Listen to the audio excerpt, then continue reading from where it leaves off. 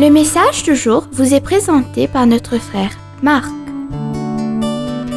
Salut, chers bien-aimés de notre Père Céleste. Nous continuons avec les changements défiants auxquels nous nous référons hier, en gardant à l'esprit que Jésus règne toujours dans notre environnement changeant. Bien-aimés, donc nous, c'est-à-dire l'Église ou les dirigeants, devons être le lien entre cette génération changeante. Nous devrions être capables de leur communiquer ce que le Seigneur avait en réserve pour eux dans cette vie, et surtout aux jeunes, parce qu'ils vivent dans une génération où des choses troublantes se produisent, comme le terrorisme, les génocides, les tsunamis, les marées noires dévastatrices, par moments les tremblements de terre, les massacres dans les écoles et les supermarchés, la guerre qui fait rage entre la Russie et l'Ukraine, et le conflit éternel entre Juifs et Palestiniens au Moyen-Orient. Tout cela annonçant le spectre d'une guerre nucléaire mondiale. Comment imaginer la jeune génération répondre à une figure aussi négative de notre monde? Bien aimé, cette jeune génération a l'esprit combatif et est également amoureuse, ravie de voir sa voix être entendue et ses idées prises au sérieux. Et tout leader qui ne le reconnaît pas est vendu à l'échec. La raison en est que la jeune génération croit que ceux du leadership semblent ignorer les défis du futur et croit que de nombreux dirigeants sont endormis au volant, ou du moins intoxiqués avec les systèmes du passé. Bien-aimés, nous avons aujourd'hui dans l'Église 6 générations différentes et nous savons tous que chacune a ses propres caractéristiques. Je ne vais pas m'étendre aujourd'hui sur cette question maintenant, mais je prendrai par exemple la 6e génération communément appelée Génération Z. Comment nous, vraiment au niveau de la direction et de l'administration de l'Église, considérerons leur situation et leurs demandes et écoutons leurs pleurs de notre monde actuel? Bien-aimés, si jamais vous allez voir un médecin, la première chose qu'il va faire est d'essayer d'établir un diagnostic. Pour ce faire, il vous posera de nombreuses questions différentes et vous demandant les symptômes que vous avez ressentis pour lui permettre d'arriver à une conclusion de ce dont vous souffrez réellement et lui permettre également de vous prescrire le meilleur médicament correspondant.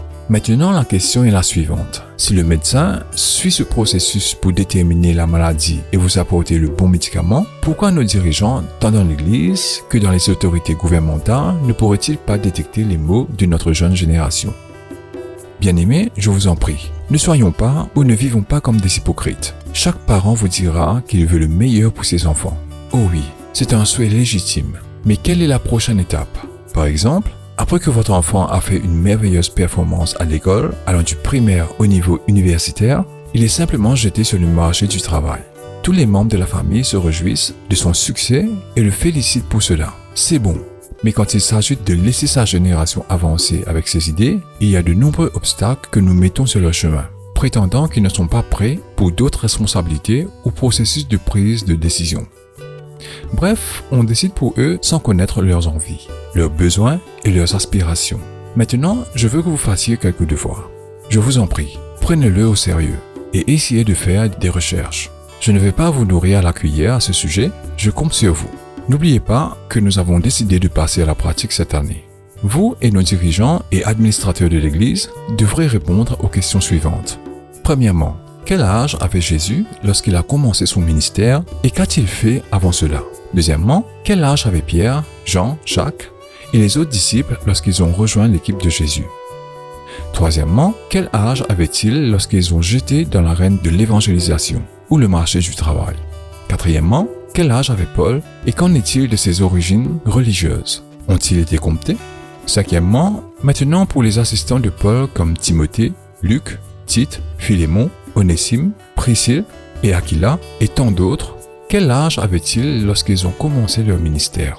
Bien-aimés, je ne veux pas être sarcastique à ce sujet, mais je crois que notre jeune génération n'a pas suffisamment d'espace pour se produire. Demain, j'énumérerai les caractéristiques de cette jeune génération que nos dirigeants ignorent. Que Dieu vous bénisse mes chers. Désolé d'avoir été long.